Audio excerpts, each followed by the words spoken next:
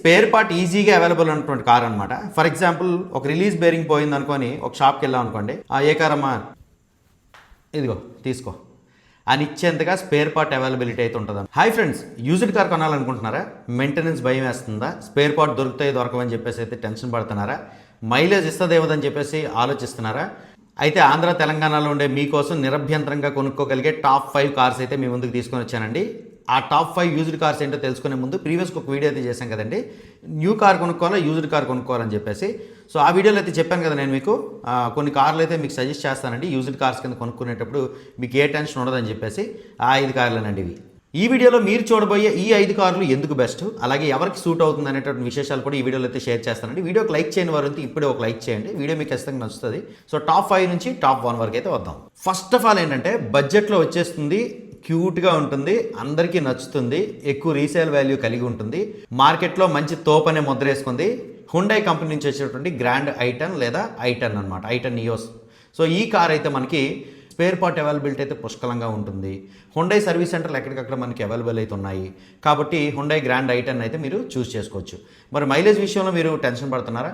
Grand ఐటన్లో మనకి used car అనేటప్పటికి ప్రీవియస్గా మనకి డీజిల్ కూడా ఉండేది కదా 1.2 litre ఇంజన్తో. So grand ఐటన్ diesel car కూడా మనకి 20-21 వరకు అయితే మైలేజ్ ఇచ్చిన సందర్భాలు అయితే ఉన్నాయండి. పెట్రోల్ కార్ అయితే 19 వరకు మైలేజ్ ఇచ్చిన సందర్భాలు అయితే ఉన్నాయండి.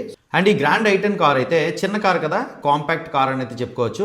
ఈ కార్ అయితే లేడీస్ బిగినర్స్ అయితే ఈజీగా డ్రైవ్ చేసుకోవచ్చు అండి. మన ఆంధ్ర తెలంగాణలో ఏ సందులోనైనా సరే ఈజీగా తెప్పొచ్చు, సిటీలోనైనా సరే మీరు దీంతో తిరగొచ్చు అనమాట.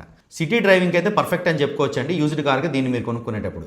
అలాగే మెయింటెనెన్స్ అయితే చాలా తక్కువ ఉంటుందండి గ్రాండ్ ఐటన్కి. చిన్న ఫ్యామిలీకి అలాగే డైలీ ఆఫీస్కి వెళ్ళి వచ్చే వాళ్ళ కోసం అని చెప్పేసి గ్రాండ్ ఐటన్ అయితే 3.5 లక్షల నుంచి 5.5 లక్షల బడ్జెట్ మాత్రమే పెట్టండి. ఫస్టే చెప్తున్నాను, మీరు సెకండ్ ఓనర్ అయ్యేటట్టు అయితే చూసుకోండి. ఇంకో పాయింట్ అండి, సో చాలామంది ఏంటంటే ఢిల్లీ నుంచి కార్స్ తెచ్చి ఇక్కడ కొంటూ ఉంటారు అనమాట. సో లేకపోతే ఢిల్లీ వెళ్ళి అక్కడ కార్ కొనుక్కొని తెచ్చుకుంటారు. సో దానికి సంబంధించి మీకు ఒక వీడియో అయితే చేసి పెడతాను, ఢిల్లీ కార్లు మనం కొనుక్కునేటప్పుడు ఉండే పర్యవసానాలు ఏంటనేది. సో ఈ వీడియోని అయితే కంటిన్యూ చేసేద్దాం. ఇక టాప్ 4 కార్ అండి, టాటా టియాగో. ఈ టాటా టియాగో అనేది మెయింటెనెన్స్ తక్కువగా ఉంటుంది, మంచి మైలేజ్ ఇస్తుంది, కాంపాక్ట్ ఉంటుంది, లోపల స్పేసియస్గా అయితే ఉంటుంది, సస్పెన్షన్ చాలా బాగుంటుంది. అలాగే ఎక్కువ మంది కొన్నటువంటి కార్లకి మనకి స్పేర్ పార్ట్ అవైలబిలిటీ అయితే పుష్కలంగా ఉంటుంది అనమాట. టియాగో ముందు చెప్పినటువంటి ఐటన్ వీటన్నిటి కూడా స్పేర్ పార్ట్ అవైలబిలిటీ అయితే పుష్కలంగా ఉంటుందండి, మీరు టెన్షన్ పడాల్సినటువంటి పని అయితే లేదు. అలాగే టాటా సర్వీస్ సెంటర్లు కూడా మనకి ఆంధ్ర తెలంగాణలో ఎక్కడికక్కడైతే అవైలబుల్ ఉన్నాయి కాబట్టి టాటా టియాగో చూస్ చేసుకోవచ్చు. ఈ టాటా టియాగో చూస్ చేసుకోవడానికి కొన్ని రీజన్స్ అయితే చెప్తాను. ఫస్ట్ థింగ్ ఏంటంటే సేఫ్టీ. స్ట్రాంగ్ బాడీ అయితే ఉంటుందండి, ఒక ట్యాంకర్లో కూర్చున్నటువంటి ఫీలింగ్ అయితే ఉంటుంది కాబట్టి మీరు సేఫ్ ఫీల్ అవుతారనమాట టాటా టియాగోలో కూర్చున్నప్పుడు. అండ్ టాటా టియాగో మంచి గ్రౌండ్ క్లియరెన్స్ అయితే వస్తుందండి, మీరు ఇంటీరియర్ ఏరియాస్లో కూడా ఈజీగా అయితే దీంతో తిరగవచ్చు. అలాగే కొత్త డ్రైవర్స్కి లేడీస్కి చాలా కాన్ఫిడెన్స్ అయితే ఇస్తుంది అనమాట. అంటే మనం దీని మీద వెళ్తుండేటప్పుడు సేఫ్గా వెళ్తున్నామా లేదా, మనం దేనికైనా హిట్ చేస్తే ఏమైనా ప్రాబ్లం అవుద్దా లేదని టెన్షన్ పడకుండా టాటా టియాగో అయితే మనం చూసుకుంటుంది.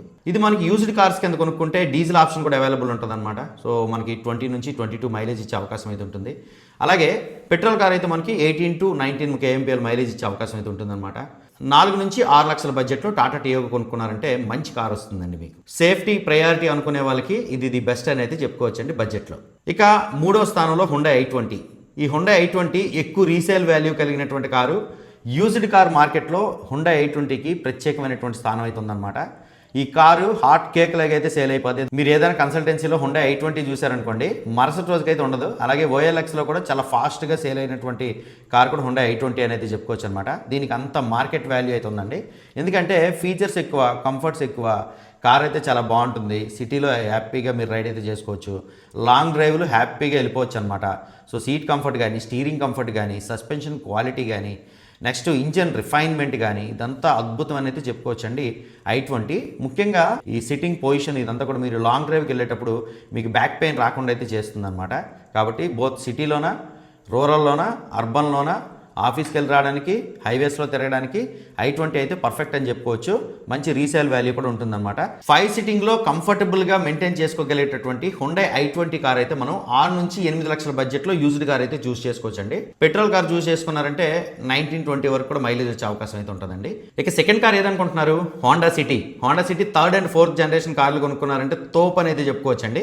హోండా సిటీ మనకి పెట్రోల్లోనే అవైలబుల్ ఉంది, డీజిల్లోనే అవైలబుల్ ఉందన్నమాట. యూజ్డ్ కార్ సెగ్మెంట్లో ఆలోచిస్తే ఈ హోండా సిటీ అనేది చూస్ చేసుకోవడానికి గల ముఖ్యమైనటువంటి రీజన్ ఏంటంటే ఇంజన్ రిలయబిలిటీ. 2,00,000 కిలోమీటర్ల వరకు మనకు మెయింటెనెన్స్ అడగకుండా అయితే హ్యాపీగా తిరుక్కోవచ్చండి. సెకండ్ పాయింట్ ఏంటంటే లగ్జరియస్ అండ్ కంఫర్టబుల్ సీట్స్ అయితే దీని లోపల ఉంటాయండి. లోపల కూర్చొని డ్రైవ్ చేస్తుంటే అసలు ఈ కారు తోలేమంటే ఇంకో కారు తోలబుద్ది అయ్యేది అనమాట. అంత పెద్ద కారు కదా, సెడాన్ కారు, ఇది మనం యూటర్న్ కొట్టాలంటే చాలా ఇబ్బందులు పడతామేమని చెప్పేసి టెన్షన్ పడాల్సిన అవసరం అయితే ఏమాత్రం కూడా లేదండి. ఆ స్టీరింగ్ పర్ఫార్మెన్స్ అయితే ఆ రేంజ్లో ఉంటుందన్నమాట. నేను ఈ టాప్ 2 కార్ అయితే కొనుక్కున్నాను. ఎందుకనేసి అంటే ఇది ఇచ్చేటటువంటి కంఫర్ట్స్ అయితే నాకు చాలా బాగా నచ్చినాయి. సో దీనికి సంబంధించి మనం కళ్ళు మూసుకొని అయితే కొనేసుకోవచ్చు. చెప్పాను కదా, నేను నా లగేజ్ అనేది మా ఇంటికి పట్టుకొని వెళ్ళాలి. మా కార్ అయితే బ్రేక్ డౌన్ ఇచ్చింది. మెకానిక్ కొంచెం 2 రోజులు టైం పడుద్ది అన్నాడు ఉద్దేశంతో హోండా సిటీ కార్ కొనుక్కొని ఇంటికి వెళ్ళిపోయాను అనమాట, వేరే సెకండ్ థాట్ లేకుండా. సో అంత బాగుంటుంది అనమాట. ఈ హోండా సిటీ యూజ్డ్ కార్ అనేది మనం కొనుక్కునేటప్పుడు 5 లక్షల బడ్జెట్ నుంచి 9 లక్షల బడ్జెట్ వరకు అయితే పెట్టొచ్చండి. సో మీరు 6 లక్షల బడ్జెట్ పెట్టుకున్నారంటే మంచి కార్ అయితే వస్తుంది అనమాట. లాంగ్ డ్రైవ్స్ ఎక్కువగా తిరిగే వాళ్ళు అయితే, అంటే నెలకు ఒక 4-5 వేల కిలోమీటర్లు ఖచ్చితంగా తిరుగుతారని అంటే మాత్రం డీజిల్ కార్ కొనుక్కోండి. 23-24 మైలేజ్ అయితే మీకు ఈజీగా ఇచ్చేస్తుందండి. అదే పెట్రోల్ కార్ కొనుక్కున్నారంటే పెట్రోల్లో మాన్యువల్ అయితే మీకు 17-18 మైలేజ్ ఇస్తుంది, లేదా ఆటోమేటిక్ అయితే మాత్రం 15 వరకు మైలేజ్ అయితే ఇస్తుంది అనమాట హోండా సిటీ. ఇది మన టాప్ 2. ఇప్పుడు టాప్ 1లోకి వెళ్ళిపోదాం. ఆల్రెడీ మీరు కామెంట్ పెట్టేసే ఉంటారు టాప్ 1లో ఏది ఉంటుందని చెప్పేసి.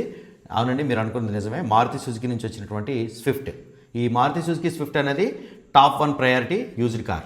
మారుతి సుజుకి స్విఫ్ట్ అనేది స్పేర్ పార్ట్ ఈజీగా అవైలబుల్ ఉన్నటువంటి కార్ అనమాట. ఫర్ ఎగ్జాంపుల్ ఒక రిలీజ్ బేరింగ్ పోయింది అనుకోని ఒక షాప్కి వెళ్ళాం అనుకోండి, ఏ కారమ్మా, మారుతి సుజుకి స్విఫ్ట్ అండి, ఇదిగో తీసుకో అని ఇచ్చేంతగా స్పేర్ పార్ట్ అవైలబిలిటీ అయితే ఉంటుంది అనమాట. మెయింటెనెన్స్ ఫ్రీ వెహికల్ అయితే చెప్పుకోవచ్చు. అలాగే మనకి స్పేర్ పార్ట్లు కూడా వెరీ రీజనబుల్ ప్రైస్లో అయితే ఉంటాయన్నమాట. ఈవెన్ మనకి సస్పెన్షన్, బ్యాక్ సస్పెన్షన్ 2 స్టెమ్లు కూడా మనకి 4,000కి అయితే వచ్చేస్తాయి. తక్కువ డబ్బులు సర్వీస్ అయితే అయిపోద్ది. ఆల్మోస్ట్ ఆల్ మంచి మెకానిక్ దగ్గరికి వెళ్ళారని అంటే 3,000 జనరల్ సర్వీస్ అయితే అయిపోద్ది అనమాట. ఇలా సర్వీస్ అనేది చాలా తక్కువ రేట్లో అయిపోతుంది. మెయింటెనెన్స్ ఫ్రీ వెహికల్ అయితే చెప్పుకోవచ్చు. స్పేర్ పార్ట్లు తక్కువ రేట్లో దొరికిపోతాయి. అన్నిటికంటే ముఖ్యంగా ఏంటంటే ప్రతి ఊర్లో కూడా మారుతి సుజుకి రిపేర్ చేయగలిగిన మెకానిక్ అయితే ఉంటాడు.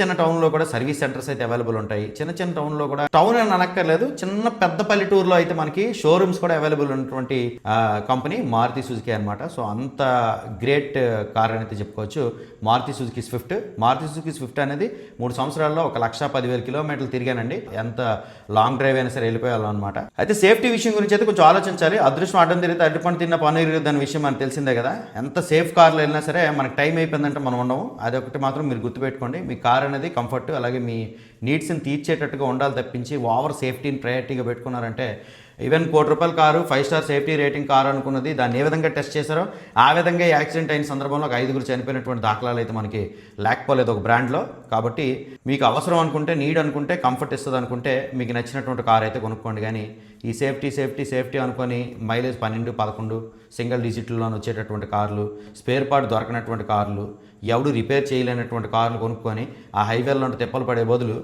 అన్నీ బాగున్నటువంటి కారు చక్కగా ప్రశాంతంగా 80 స్పీడ్, ఆ సేఫ్టీ కూడా మీకు ఎక్కడ క్రాస్ చేస్తే 67 kmph స్పీడ్ దగ్గర మీరు యాక్సిడెంట్ అయితేనే బతుకుతారు. లేదనేసి అంటే సేఫ్టీ ఉన్న కార్లకి దాని తర్వాత అది కూడా గ్యారంటీ ఇవ్వలేరు.